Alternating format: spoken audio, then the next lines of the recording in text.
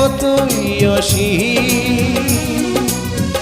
আমার এই প্রেম আমি তোমাকে দিলাম, তোমারই আছি আমি, তোমারই ছিলাম, তোমারই আছি আমি, তোমারই ছিলাম।